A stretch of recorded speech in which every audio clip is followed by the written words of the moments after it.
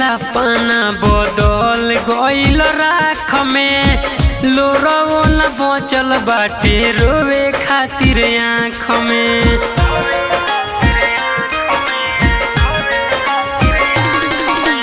जर गइल सपना बदल गइल राख में, लोरवो न बचल बाटे रोवे खातिर आँख में।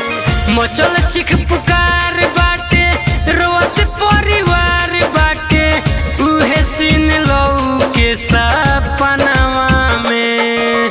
एहो भगवान कितना के गइल जान, भइल दूर घटना विमानवा में।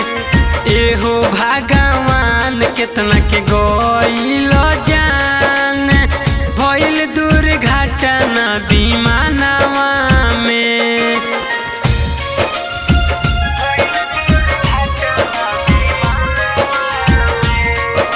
Presented by Sonia Music Vidya।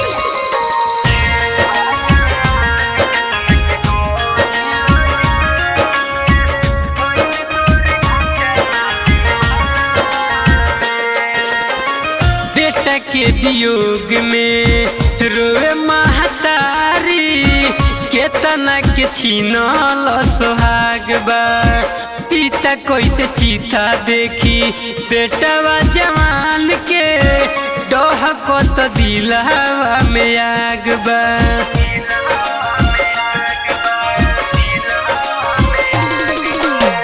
बेटा के वियोग में रोए महतारी, केतना के छीनल सोहाग बा। पिता कैसे चीता देखी बेटवा जवान के, डहकत दिलवा में आग बा। ओइसन कहर आइल मातम के धुआं छाइल, चल गइल चांद मोर आंगनवा से। एहो भगवान कितना के गइल जान, भइल दूर घटना विमानवा में। एहो भगवान कितना के गइल जान, भइल दूर घटना विमानवा में।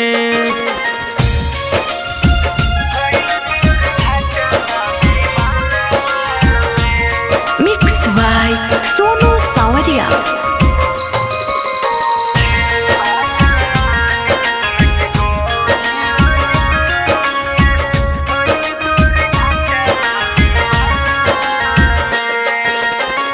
एहो विधाता कुछ न बुझाता, रचल तू जवाना विधान के।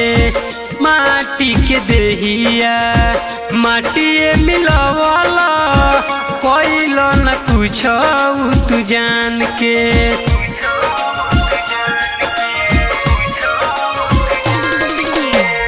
एहो विधाता कुछ न बुझाता, रचल तू जवाना विधान के।